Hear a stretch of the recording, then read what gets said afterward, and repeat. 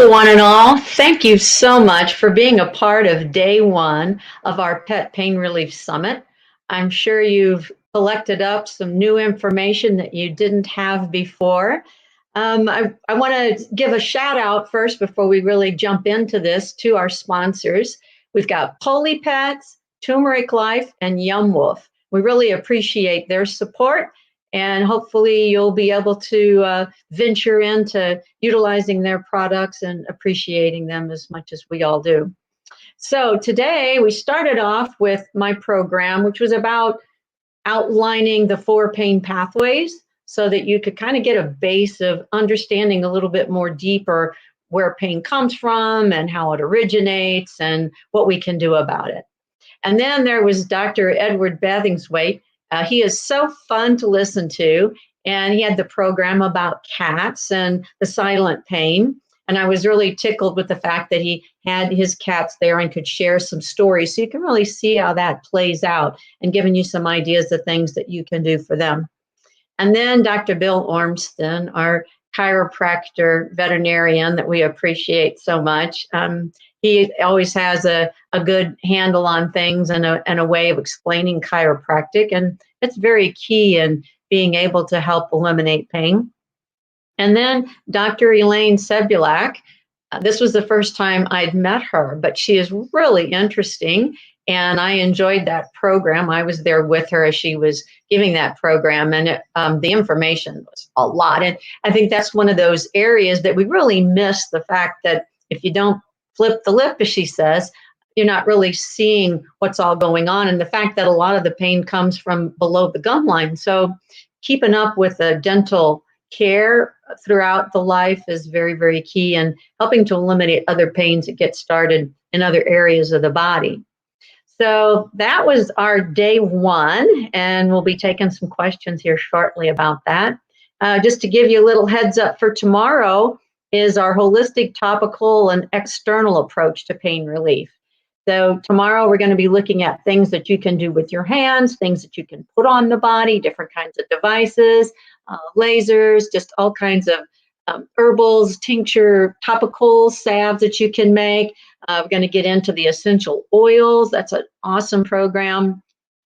And Dr. Laurie Edge Hughes, our PT from Canada, she has a very interesting, fun way of always sharing her approach, physical therapy, so physiotherapy with the animals. And she's going to show you some things you can do as well. And Dr. Roz, she was with us last night when we had our lunch party, and that was really fun. She's got some cool stuff for you tomorrow. And then Dr. Ruth Roberts, we're going to talk about those dogs when you know there's something not right. You go to your veterinarian and they say, there's nothing wrong here. You know, even though they're lame, there's no pain. But what are the things you can look at about that? So we got an awesome day for tomorrow planned. But let's back up a little bit now and cover some questions that you all have about pain in your animals relating to today's program, or something that we're going to be addressing here in the next few days. We can throw some of that in too, and I can kind of guide you on who will be delivering that kind of a program, because we've got a lot that's coming up in the next few days. I don't have a question up here yet. As soon as they get me one, I'll go ahead and start on that. Just to give you the layout then. So that was day 2 we talked about. Day 3 are going to be some new approaches to inflammation and pain relief. Inflammation is always the starting, it's kind of like the opening gate for pain to develop in areas. So Angela Ardolino is going to talk about CBD and mushrooms. And she just completed a lot of research and some products on being able to include mushrooms. So you learn about the different qualities of the mushroom products. And then Dr. Judy Morgan's going to talk about PEA, P-E-A-P, and how that's utilized. It's a natural chemical that's produced within the bodies that actually helps with inflammation at levels. So she's going to talk about that. Dr. Di Blanco, that's also going to be on Wednesday on day 3.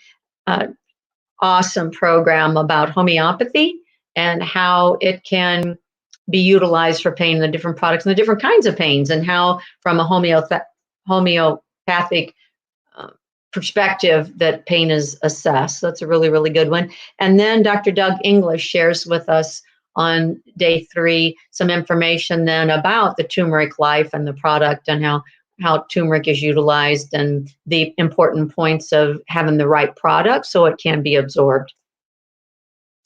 All righty, so that's day 3. Then on day 4 is managing pain caused by common conditions and common diseases. So we're going to have Dr. Katie Woodley. She's going to talk to us. I wanted to have something on pain about ears because those poor animals that have chronic ear infections. As a kid, I had swimmer's ear a lot, and so I know how bad ear infections can hurt and can ruin any kind of a day. So she's going to share some holistic approaches to that. And then Julianne Thorne, she's going to just share a lot about cat pain, and that's her focus. She's really, really fun. Dr. Barbara Royal and I had some time to visit and chat, and so her program is from the perspective of her practice and how she utilizes many different aspects within her practice for pain. So we'll talk about those, get into a little bit of nutrition there, and then Dr. Janet Gordon-Palm, she's going to finish up our program on day 4. And again, talking about different aspects of things that you can do, low-level laser, and she's certified in the fear-free, so talking about how the mental state can also then ramp up painful problems. So we've got just a lot of awesome education going on here over the next few days, and really looking forward to being a part of all that. And hopefully you'll be able to be back on every day and glean some more information. So we're ready for those questions. All righty, best things to do for a grade 4 medial patellar luxation before and after surgery. Well, a big part of that is a cute dog picture there too. That has a lot to do with the muscle tone of the leg. So a lot of times the kneecap will start to move because the muscle tone has been altered. It's gotten too weak, and so now there's more flexibility. It can also happen when there's actually a side of the pelvis that's high. So this is a chiropractic. These are always chiropractic cases. So keeping that pelvis adjusted so that both aspects are even is very key, because if you have one side that's tending to ride high on the pelvis, that pulls the quadriceps, it shortens and pulls the quads up. And then that also is going to then pull that patella up and out of the groove that it runs in. So the thing about the patellar luxations is that there is this groove that the kneecap is supposed to slide in. And it's designed, it's connected from the quadricep muscle and it attaches down on the tibia, the other side. So there's a distal patellar ligament and straight patellar ligament. And that's how it is supposed to stay in its position. But the thing is that it's only designed to go straight. So if you have a dog that's a little bit bow-legged, that patella, it doesn't ramp around that bend. It just continues to go straight. So over time, that the ridge on the inside can get worn down like water going over rocks in the river or creek bed. They become very smooth. And so with time, if it's a dog in that situation, then that medial ridge gets flatter and flatter and flatter, and eventually that kneecap then moves around. And if it moves without getting stuck, then it's not really a painful situation. And you can do a lot with this physical therapy, with exercise, and with those chiropractic adjustments and some postural training, doing some fit pause that helps get those gluteal muscles toned up. There's a lot you can do to avoid the surgery, because once you go in, open up that knee, I guarantee you're going to have arthritis. And this is not one of those surgeries that always ends up helping as much as you would hope. It always leads to arthritis. So if you can do those other things and avoid the surgery, you're going to be further ahead, and the dog will eventually be less painful than what it would a couple years down the road. But exercise, all of that. After surgery, then certainly we'll talk some in the next few days. You know, there's the right after surgery, you want to do the cold packs, then you'll do the warm packs. There's, again, exercises that are scheduled for that type of surgery. And then all the different aspects of things we can do for pain, you'll be getting that over the next few days.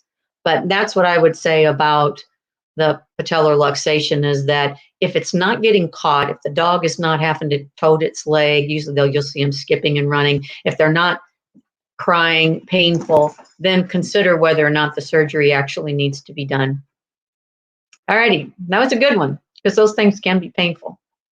All right, so here we have a 3-year-old dog that had elbow surgery. 4 months later, she's still lame. You've done physio, hydro, NSAIDs. Whew. All right, she's not responding to anything. What could be missing? All right, so first off would be, the question would be, number one, what is the range of motion? So flexion, extension of that leg, how close are we to perfect range of motion? And what other joints are involved. So this is where a lot of times I've found in my rehab practice that an animal comes to me and with this kind of a scenario where it's time beyond and they should be better, that they're not, is that there's more than one joint involved and only the elbow has been looked at, and maybe the shoulder and the carpus haven't also been addressed. Additionally, we have the brain part. So that was in my program today, the first one where I talked about the homunculus and how we have to integrate and how we have to work at the brain level in order to oftentimes get that whole pain scenario resolved. And so I would be looking at the brain part. So this is where I do the alpha stem microcurrent therapy, because you can treat centrally with the ear clips. You can also treat peripherally. But I would say that there's communication from the elbow to the carpus to the shoulder and some of those higher muscles that haven't been addressed. And that's part of why she's still lame. The other thing is too, is that oftentimes, I mean, you've done a whole lot of things for the pain, but sometimes I think the analgesics that are being used, they cut them out too quick. Like they believe, oh, there shouldn't be pain anymore, and there still is. So it may be looking at MSM or Boswellia. Again, the next few days, there'll be more things that are talked about, the homeopathics, the essential oils that maybe would be useful in this case, but also the alpha stem to treat centrally as well as peripherally. And then going back to the physiotherapist, depending on what their skill level is and how long they've been in practice, is really assessing the joint above and below, and probably more likely the joint above. So some of those muscles that the scalenes, the rhomboids, up around the shoulder, acupuncture points. I don't see that you've done acupuncture. So maybe adding in some acupuncture might be beneficial too.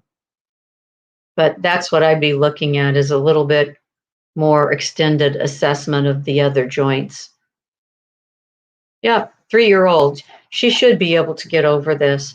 It's, as you've already figured out, there's something missing. I definitely agree with you, because that shouldn't be the case. But I'd also want to know what the range of motion is too, because that'd give us an idea of if it's just the elbow or if it is another joint. Alrighty, very good. Oh, okay. So we've got the Cavalier with the Syringomyelia and using the gabapentin. So Dr. Judy Morgan is going to be talking about the product, the PEA, that is very, very shown successful with that, because she has the Cavaliers. And so, you know, she's going to delve really deep into any kind of issues that they have. So that's one of the ones that she talks about that's been very successful in helping. And that'll be coming up. Judy Morgan's on, day 3. So that'll be, day 3 is when she'll be talking. That would be one of the things. The part about the gabapentin is sometimes the doses can be fairly high. I mean, like you could switch from the gabapentin to Cordalis, which is the poppy, where the active ingredient that is made the gabapentin. What we want to do is not have them be so drugged and in a stupor where they're ataxic and can't enjoy life. So depending on the level of the gabapentin, that would be one thing. The alpha stem works at the brain level too, so that's another thing you can do from that perspective as well. And then also some of the essential oils and the homeopathic products. And then you could consider, well, definitely chiropractic, because we want to keep that atlas adjusted. We want to make sure that circulation can move and all the fluids from the brain and everything can move in and out. So having regular chiropractic adjustments and making sure that the occiput and the atlas are always moving correctly would also be beneficial and helpful. All righty, very good. All right, so this is a dog that when he first gets up, he limps the first few steps, and then he starts to walk normally. Okay, so is he limping in the front or limping in the rear? That would make a difference about how I might approach this. The turmeric caused the diarrhea. He's on canine immunity. It has the mushrooms. Okay, so first off would be chiropractic. I mean, you want to look at posture. Is the dog balanced? And again, if we can get, is this a front or a rear lameness, if you've determined where it's at. A lot of times those stifles with the cruciate, the inflammation in there, they can be like this and kind of fool you for a little while. So measuring muscle tone on both sides, looking for evenness of posture, those would be some things that we'd really want to look at first to figure out where's the limp actually coming from, where's its source. Yeah, there's a lot I'd have to talk about there to find out, because we want to get to the source of the lameness. Which joint is it? Is it coming from the back itself? Is it stifle? Is it a hip? If it's a front leg, is it the cervical? Sometimes you can have pain in the neck, which causes a radiculopathy, so it radiates down the front leg, and they can be lame in that front leg, even though that's not where the problem's originating. It's actually in the neck. So there's a little bit more history we need. Chiropractic definitely would be a place to start with a good practitioner, and they might be able to then figure out the exact location. All righty, very good. All right, so the next one is a dog with kidney or intestinal pain or anything that, with kidney or intestinal pain or anything that means you have to be careful with what they ingest. So then if it's about ingesting, then we want to do things externally topically. So you could look at the essential oils. So we'll be talking about those tomorrow, that can be diffused or put on topically. So that's one way that we can approach pain. The other way would be with different kinds of massages. So that would be something else there. Kidney or intestinal pain, even over the kidneys, there's a lot of times you can do the oils there. Certainly acupuncture would be another item that you can use to help with that kind of pain. Yeah, there's a lot of different topicals. So you've got the laser, you can do that. I would be curious as to what, like, is it chronic kidney disease? And then is the intestinal pain recurrent? And what's causing that? So, I mean, I'm always wanting to get at the root of what's really causing it. So basically with this situation though, since you have to be careful, what you give orally is going with essential oils and diffusers, topicals, acupuncture, massage, acupressure, different, just lightweight massage or rolling or effleurage, those kinds of things. And you'll get that tomorrow with Laurie Edge Hughes. She'll be talking about that kind of therapy. Yeah, that's probably where we'd start. All righty. All righty, so this is a 16-year-old Chihuahua with a collapsed trachea, coughing. Does the dog also have, yeah, also has heart issues. Usually those older Chihuahuas do. Okay, so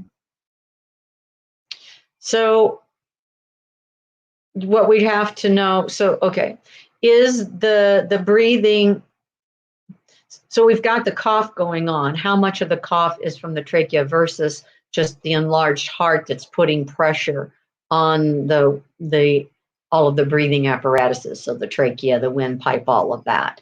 At that age, I'd be thinking more likely it's the enlarged heart and then the body's response to the pressure of the heart on the lungs, the bronchus, the bronchi, all of that. And so some of the different things, there are herbals that can help with that type of cough that's coming about, but also the hydrocodone. Okay, so that's when the cough is like exaggerated. The other thing is whether or not you've got fluid starting to back up into the lung tissue from the heart. That would also be a consideration. The other would be too whether or not there's some lymphatic backups, and if you want to look at lymphatic drainage, that kind of thing. I'm trying to think of everything in my breathing. Oh, there's quite a few different, sometimes I'll have for these guys where we'll make some herbal teas that can then be, you can make it like a tea that then is a liquid that gets added to their food that can help. So marshmallow can help with that. I'm running a blank on my teas right now, but there's several different things you can do in that area that helps with those too. I would think that the collapsed trachea is less of the problem than it is the heart and all the other, but just trying to open up the airway. Also, avoiding like a lot of humidity, things that are really humid that makes the air thicker. So that's going to cause some more problems. Not getting them too excited to where their heart rate gets racing, because if the heart rate goes up, then the respiratory rate goes up, and then all of that's going to be aggravated too. So keeping a calm life. And you can do the essential oils and the diffuser to help them stay calm. And there's a lot of different things you can do, the pheromones that you can spritz her in the air, and different things that help keep them calm too. Yeah, there's a lot of different things you can do. Alrighty, good.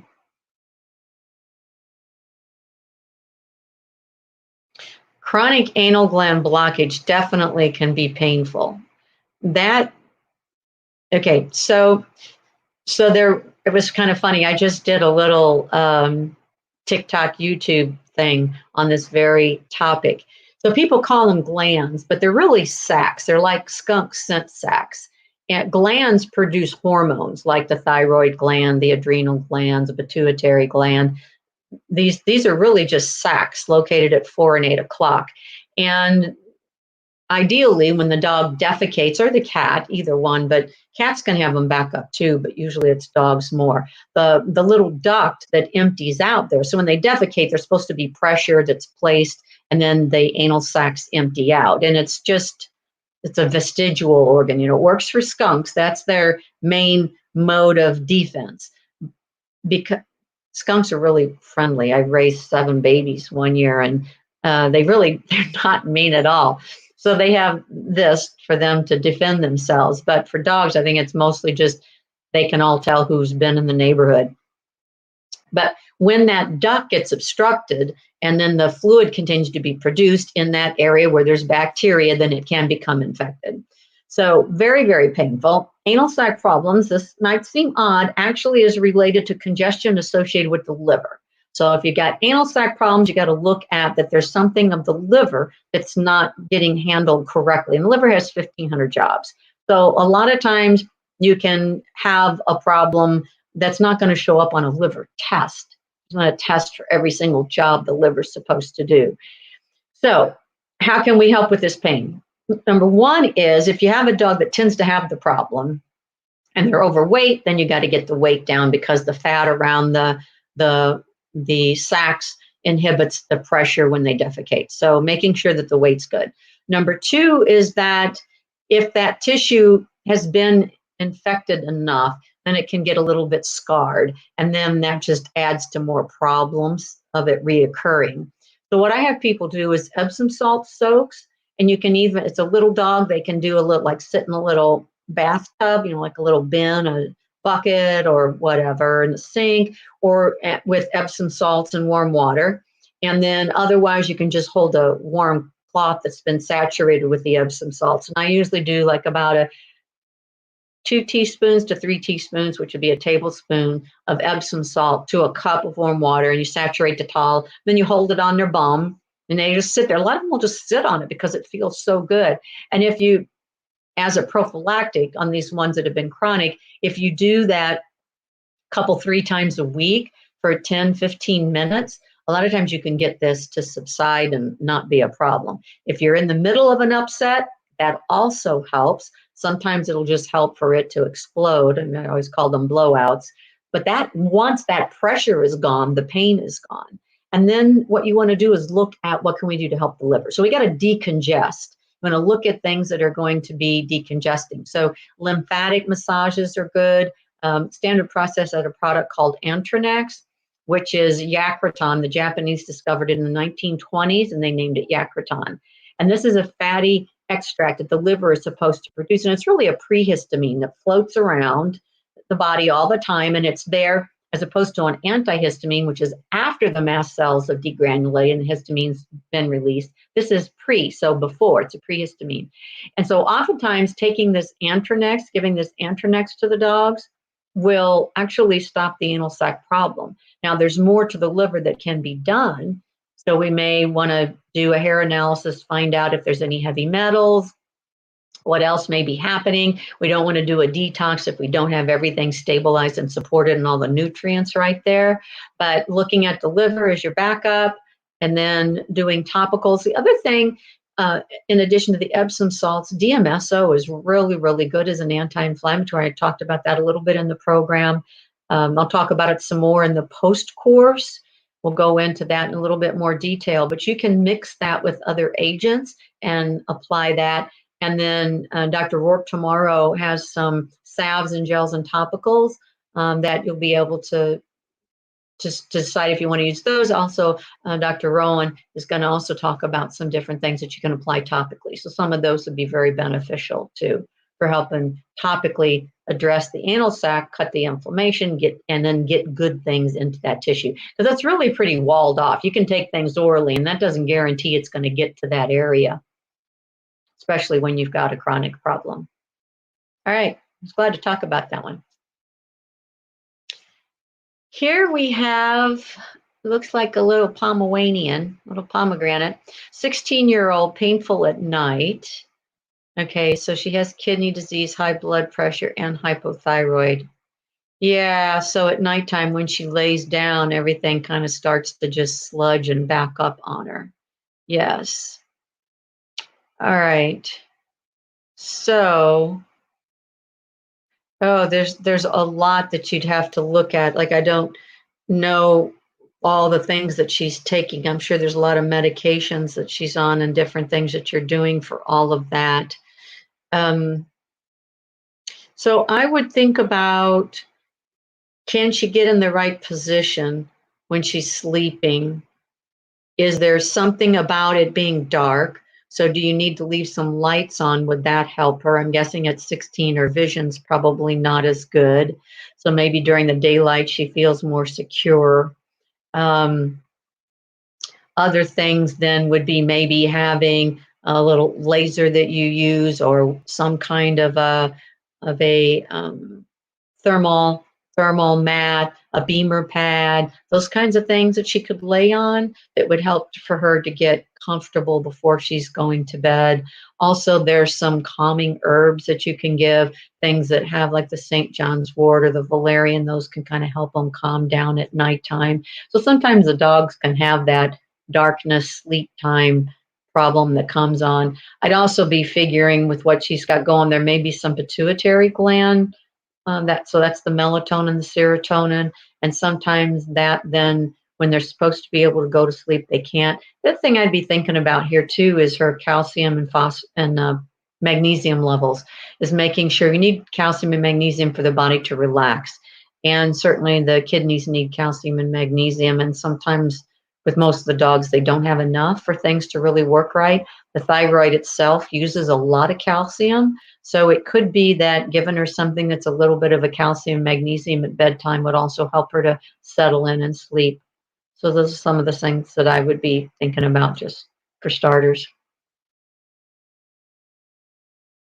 Thank you for that question. We have a kitty cat suffering from constipation. Yeah, boy, that's a tough one due to inflammatory bowel disease. All right, so he'd been going to a holistic vet, but still has the symptoms. Yeah, kitty cats don't like to go for rides, do they? All right. He has to be sedated before he goes, cause him to become, yes, yes, they definitely will do that. A lot of those products that are sedative and also high in the pain analgesia effect, if they're drugs, also cause constipation. So you are really going to be excited to listen to Dr. Blanco's presentation on homeopathy, because she actually talks about this very subject in her program. I was fortunate enough to be able to go through and watch these ahead of time. So yeah, she's going to share with you exactly a protocol on being able to treat the constipated cats with homeopathics, and she talks about how to break it down and how to utilize it. So that would be the way I would go for starters. I recently have had a client I've been working with, and we did magnesium. We did the magnesium because it can sometimes relax and help things move on through. Um, we'd use different herbs on him, kind of the same scenario that you got going here. We've changed up the diet. So I'm really excited to get him started on the homeopathy and see how he does. So hopefully you'll be able to watch her program and get all that she has. I don't want to say something and then not quite have the whole story and tell it wrong. So at any rate, if you want, watch hers, and that's going to be my next approach is for this cat that we have is using some homeopathy on him for his constipation. All righty.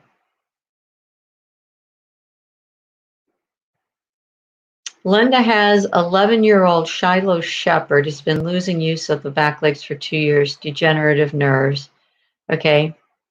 Oh, and has the perianal fistulas. Okay. Yep. Laser could definitely help both of those. The alpha stem can help both of those. Definitely chiropractic adjustments is beneficial for both of those.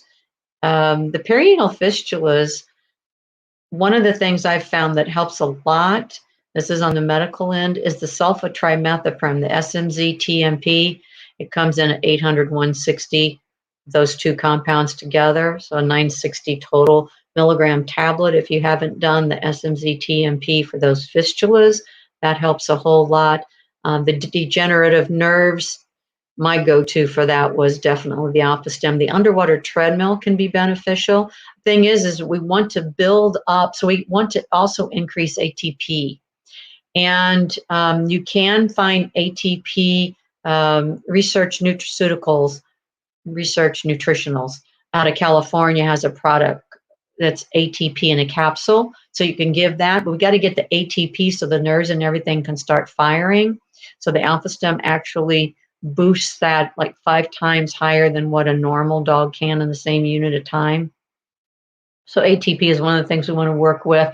Laser can help that too. So all of those would potentially be beneficial. Some of the other products I've used, Standard Process has protomorphogens, which I'm going to talk about those in the post program. I hit up on that. And I can't remember now if it was in my program I did today or not, because I did that so long ago. But the neuro PMG would be another one. So we want to help balance any natural tissue antibodies that may be attacking those nerve endings and pull those away. They also have a product that's called Neuroplex that is different vitamin, nutrients, and minerals that help the nervous system work better. Vitamin E can a lot of times help with that. And then if we look at, they have a product, MediHerb, which is out of Australia, and it's marketed through Standard Process in the United States. They have Nervogesic, they have Neviton. There's a lot of different herbs that can help with pulling that nervous system back together too, without making them more weak, which sometimes the gabapentin can do. So I like to use other things first. If there's any kind of an inflammatory something going on, you may look at boswellia, which is frankincense. It can be very helpful too. And I do use St. John's wort for nerve degenerated conditions too. So a lot of things that could be beneficial. It's just being able to get kind of ahead of that degenerative state and doing those things. And then also some just exercises that are designed to help strengthen the muscle tone that aren't hard on the dog. I realize at 11 there's some limitations, but the Fit Paws programs, there's a lot you can do with that. Very good. Yeah, don't give up hope. There's so much you can do. All right, so this one, Cindy has a question. Oh, that's a beautiful picture. Wondering about homeopathic herbs for German Shepherd allergies. What can I look into? She's allergic to grasses, feet and underbelly itch. So the allergies is actually the end result of the immune system going haywire. And you can continue to put out fires, or you can find out where's the problem and where things are skewed. So in my practice, I know you're asking about homeopathic herbs, and we can talk a little bit about that. But first off, I would say to find out what's the source of the allergies is to do a hair tissue mineral analysis test. So you clip the fur, send it to the laboratory, and then we get the readout of the minerals. And depending on where these levels are, we can figure out everything that's going on in the endocrine system with the digestion. We also get the toxic metals, because sometimes those are the reason that the allergies are there. So really high aluminum can cause allergy problems and interferes with calcium and sodium assimilation in the body. So we want to get all of that handled and get the inflammation down. We need to know how high is the inflammation, and that's determined by the sodium level in the interstitial fluid, which is what is in the fur test, so what is read out in the hair when that test is run. So you want to get to the bottom line. Now, while you're working through the bottom line, the real why, then things that you can do herbal wise. So if you're talking about herbs themselves,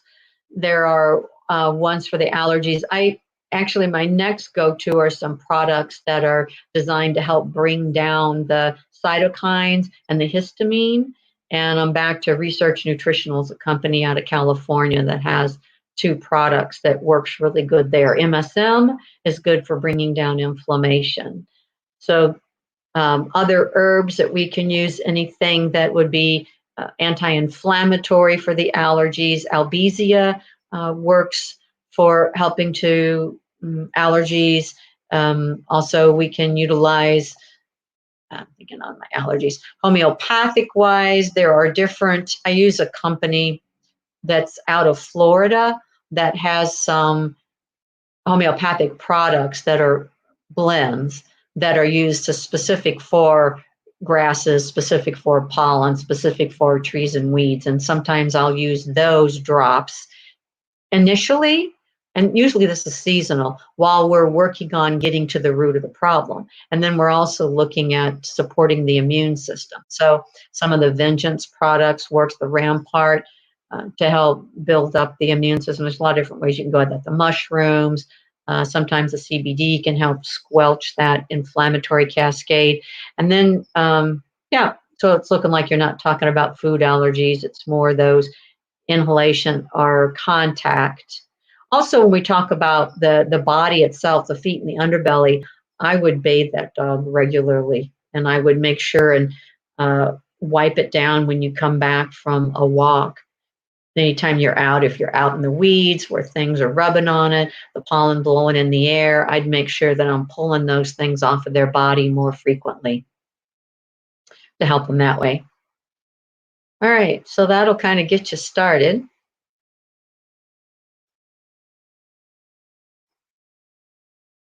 All right, so here's a question. Does spironolactone help eliminate the fluid buildup in the lungs? She's asking about CBD treats. This is on the little dog from earlier with the tracheal collapse and the heart and the lung problem. CBD treats, melatonin, all of those are possibilities. Spironolactone, it's not going to be as big of a fluid puller as like Lasix would be, diuretic for pulling fluid. Still, it hasn't come back to me. The plant that I have them make a tea with that pulls the fluid out, and my brain's not on that one today, but that one works really, really good to pull the fluid out. And then, the Lasix, the furosemide. Melatonin, you can use that at night. You can give it a try. So the pituitary is kind of funny. You want to get the right balance. I do biofrequency testing, so I make sure that what I'm recommending on that individual is exactly right. Otherwise, you do have to just try this and try that. And as far as melatonin, it's not going to help with the pain. It could just help with any, if it's pituitary problems and the dog at night gets uncomfortable or has night anxiety and that kind of thing. If it's not just pain, it won't help with pain, but it will help the pituitary, which helps the endocrine system and all of that. All right, so none of those would be harmful if it's the right thing to use. CBD could work too, as far as helping them to be calm. I'm not so sure about the treats. You have to make sure you have the right formula. And sometimes what gets in the treats, there's a lot of other things in the treats. For me, I prefer the drops, so you can just drop it to them. And you certainly drop it on something if they don't want you in their mouth. But I like the liquid aspect. And Angela will be talking about that in our program. I think that's day 3. Yeah, that's on day 3. So you can take a look at some of those too on that day. Alrighty, thank you. Christine asks if there's a particular heating pad or mat that I like for arthritic dogs. So what I prefer actually are the things you put in the microwave. So there's different flax pillows that you can use that you put in the microwave, and the flax is really small, and that's a nice gentle warmth. The problem with heating pads is that they tend to get too hot and then you can burn them. So I use like a heating blanket because those won't get so hot, especially for the older cats or an older dog that was arthritic, especially old where they're not keeping their body temperature up, then I would do that. Otherwise, I would look at the mats like the ones that are more therapeutic. So a beamer that's therapeutic, a pulse signal therapy that's therapeutic, laser that's therapeutic. You've got the quartz mats, all of those kind that would deliver some other kind of therapy, and they're gently warming, but you wouldn't overheat them. But otherwise, I use the flax pillows, put them in the microwave, and they're just the right amount of warm, and they can mold to the body, and so you can put them over those arthritic spots. So that would be my preference. Alrighty, thank you for that. Our next one is a 15-year-old golden with severe spinal arthritis or spondylosis. There's a difference there. Hip arthritis, lipomas. So lipomas, they're going to be about the body trying to put fat in, and it's like making more closets and making more storage. Lipomas are about putting toxins somewhere. So the liver's got too much to handle. So the lipomas start to develop. You'll also see them sometimes in thyroid conditions. So the L-thyroxine can actually lead to lipomas developing. So it's kind of a funny thing. So lipomas in that situation. So we need to look at what are the underlying issues here. The arthritis. So that tells me that this individual can't move calcium. Why is it precipitating? Calcium will precipitate when there's not enough magnesium to keep it in solution. It'll also tend to precipitate. We get these depository diseases when the body is too alkaline. So there are things that we could look at diet-wise to help reduce the arthritis. Magnesium, getting the magnesium up. And you can't look at the blood levels. You got to look at the interstitial fluid levels of the magnesium.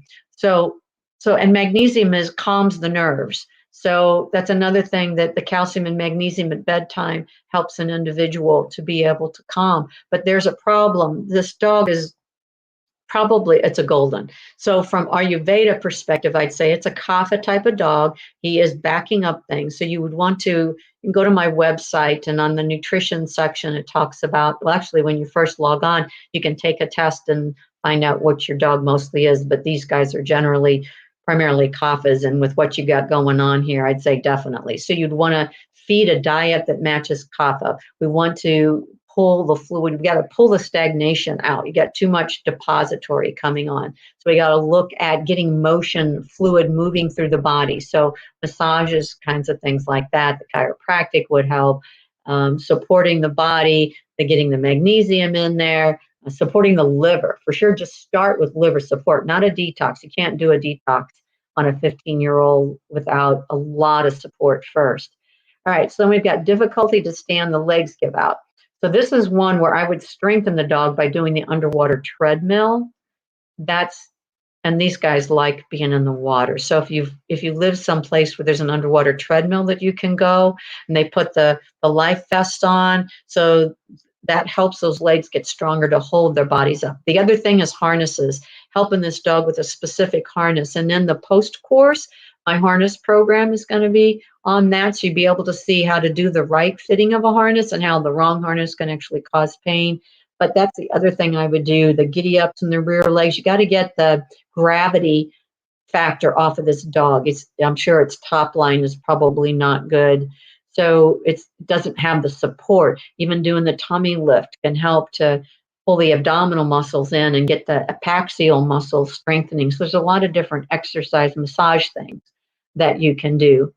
Okay, so you've done CBD, golden paste, fish oils, and NSAID. She also has bad dandruff. Okay, so we're back to deficiencies. There's definitely some mineral, vitamin specific deficiencies that need to be addressed. You've done the fish oils, you're trying. You could look at the combination of the coconut with the fish oils. The coconut oil can a lot of times help, but my go-to here is figure out exactly what's going on and then start with it. You can do topicals over those joints. So over the next few days, we're going to have some examples of things that you can do with that. But you can go to Judy Morgan's website, and she recently had a program about the lipomas, and you can learn some more about that too. That's right. Those are the factors that's going on with your dog, and that's where you need to start in order to get things moving better. You can do some acupuncture on them to get circulation going too, but that's what it's about, getting the lymphatics moving and finding out what's missing and why there's stagnation, and pull up the kapha and approach from that perspective. You got a lot of things you can do to start making some changes here, even though she's 15. I recently had this dog turned 16 recently. I think she was 15, turned 16, or she was 16, turned 17. A German short hair pointer. And she came in, first time I see her, and she's got a lot of that going on, not the lipoma part, but everything else there that you've described, and lordotic back and dragging her feet and couldn't stand up for very long. And within 2 visits, she was already better. They did the home exercises, and she just added on the other birthday, and she's been jumping up on the sofa and going for walks, playing with the other dog. Just a different, it's so rewarding to be able to see those seniors do so much, how their bodies can still change and improve. So don't give up. You just got to get on the right path here. So I appreciate your question, and I know there's a lot that you can still do. All righty, good luck on that. Thank you. All right, another senior Chihuahua with severe gut problems, constipated for days, then the diarrhea. Okay, going on for months. Okay, nothing is out of balance, but she's getting more weak. Okay, so when you have this constipation diarrhea, that generally is a parasympathetic dominant state. So I look at what do we have to do to get that autonomic nervous system. So the autonomic nervous system is what runs when you're not thinking it. It's what keeps the heart beating. It's what runs the adrenals, the thyroids, all that communication. So when they're doing this back and forth, we've got that parasympathetic dominant state. There's too much brake on so that things are not going. And then when the brake comes off, then you get the diarrhea. So the gut problem probably is not exactly in the gut. It's where you're seeing it, but I would start looking at the liver not just the intestinal tract, not just the stomach and intestines. And you've probably done some microbiomes and different things like that. But I would go to the liver. I would consider the constipation, the diarrhea. I would look at some chlorophyll to start helping soothe and get some things going there. My first off would be to get the hair mineral analysis test done and find out what's missing and what's happening here that's causing this incongruity to where you can't get things to be stable.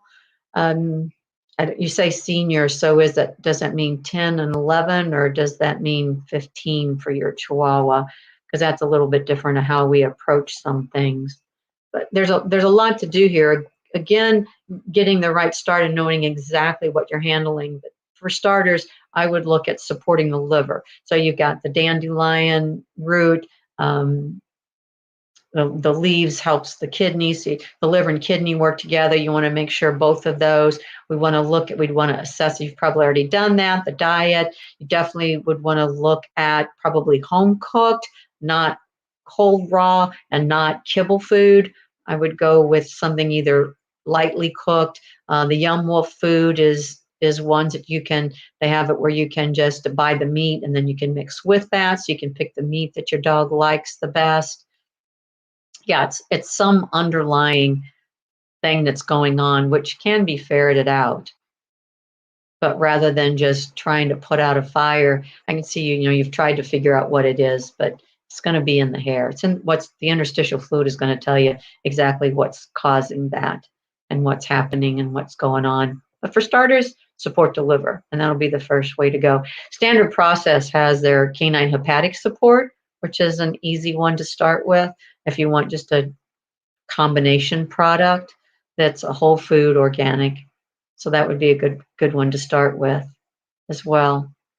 Yum Wolf has a digestive product. Sometimes adding in some of the mushrooms can help with that too. Yeah, a lot of different ways. Just don't know until you get into it a little bit further to know what's the source.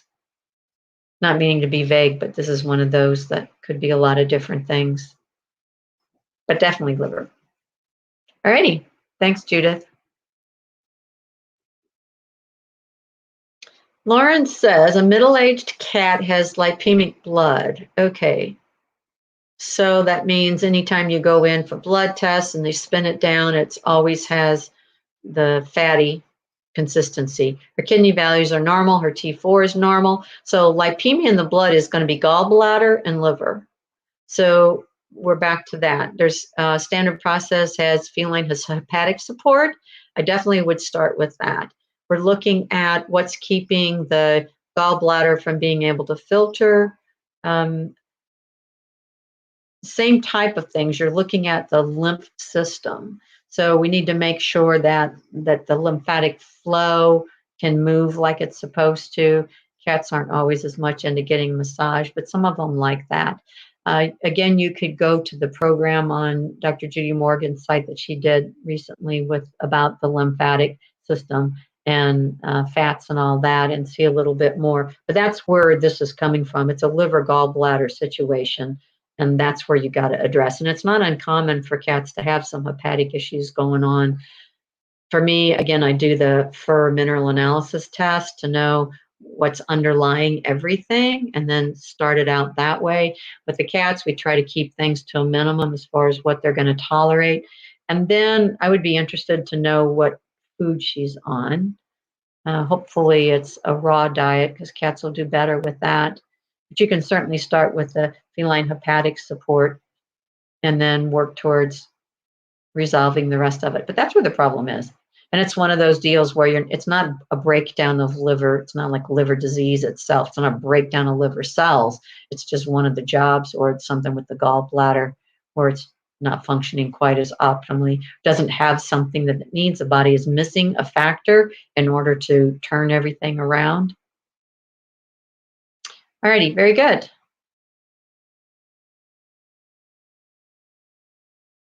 Now we have a 17-year-old elbow pain, limps most of the time. Do you think hydrotherapy will be a benefit? He's water phobic. Well, then it's probably not going to be a benefit. So while it can be, but if he doesn't like water, then every time you go to put them in there, especially if you have to drive to the rehab center, and you got to take them in there, and then they're afraid, and you have that whole autonomic nervous system that's just ramped up. Now, certainly since he's little, you can start with doing some water at home, and you always want to have a life jacket, because then they'll feel more secure, not just you holding them. So you can certainly do some like water in the tub, or get some kind of a tub you can put them in and then swish the water around, so that can help. But there are other things that you can do topically. There'll be the essential oils that you can put on, some of the different salves that we're going to talk about over the next few days. Um, and is the pain arthritis in the elbow, or is it just that it's painful to move? So is it a soft tissue issue? Is it muscle, tendon, ligament, joint capsule? 17 years old. Does he have dry joints? If it's only one leg, we got to be looking at it from a mechanical perspective, that something's happened. Is it coming from the neck? I definitely would do chiropractic on this one. It may just be a simple couple adjustments, and then it's like 80% gone. So that would be really good. You certainly could do the flax pillows, and then some of the different topicals that we're going to be talking about over the next few days. And then if you go through those things, you do the laser. I would do some of the other things that he would enjoy other than you trying the water at home, but I wouldn't sign him up to go someplace where he's just going to be more traumatized. It'll strengthen him and it gets things moving, but there could be a lot of other ways to help him out. We don't want that old one getting all screwed. Very good. All right, so we are getting close to the end of our timeline. I'm not sure. Do we have any other questions here? You can pull up one more. Okay, we'll do one more here. Okay, 14-year-old female. All right, kidneys are looking good. Alkaline phos is a little bit elevated. Some lipomas. So again, we're looking at stagnation. Depends on the breed of dog, but it could be one that is a kapha type. Hip stiffness, limping the right leg. So there we might be looking at some kind of a cruciate inflammation, stress, lightweight tear. Yeah, you don't want to do prescription diet kibble. That stuff's, there's so many other ways you can go about feeding them to where they enjoy that. There's no reason to make her last few years thing they look forward to is eating. So let's feed them the things they really enjoy in a way, yeah, that's going to be beneficial. She's on CBD, green lip muscle vitamins. Okay, she's otherwise fit. What else can you do to support her? Hip stiffness, limping, chiropractic. You could do acupuncture. I would, Galliprant's not a bad one. It's a tablet. It's an anti-inflammatory, but it's not an NSAID. I like the Galliprant. Oftentimes you don't even have to give, like you can give half of their body dose and it'll work fine. And that may be something that you do for a little while to get the worst of it handled, and then use the MSM, use some homeopathics, maybe add a little DMSO topically in an area where you know that there's a specific problem. And then doing some exercises if she would go for that. The things that you can do like the Fit Pause type or some of the massage techniques. Laurie's going to give you some ideas on supportive and balance, those kinds of things. There's a lot you can do. Laser therapy, there's a lot you can do to help strengthen her. But a lot of it's about getting that posture built up, which is the chiropractic and exercise program, and then making sure they're comfortable while they're doing the exercise, which is going to be a lot of the other things that we're going to talk about over the next few days. Yep, you're in the right program. For all you got going on, you're in the right program. So you'll enjoy the next few days and all that you're going to get out of it. You'll have so many ideas of what you can do to help her. There's a lot more to come. All righty. So we're down to 1 minute. Once again, I want to thank our sponsors, PolyPets, Turmeric Life, and Yum Wolf for supporting us and sponsoring this summit, our Pet Pain Relief Summit. I want to just also give you a heads up for the post-conference program that I'm doing, the course afterwards. There's some there that I'm going to be talking about that you haven't gotten in the rest of this program. I got a section on cancer, which just will be mind-blowing. I'm going to talk about the toenail trimming, the harness fitting will be on there. I did a program specifically for cat arthritis, so that'll be a part of it. Just a lot of other things, little additionals that you can sign up for and do that program. Then we'll have some one-on-one after you've completed the program. I'll be back and we'll talk about the concerns that you have. So we got a lot more in store. Thank you all for being part of day one, and I look forward to sharing some time with you tomorrow after day two of our Pet Pain Relief Summit.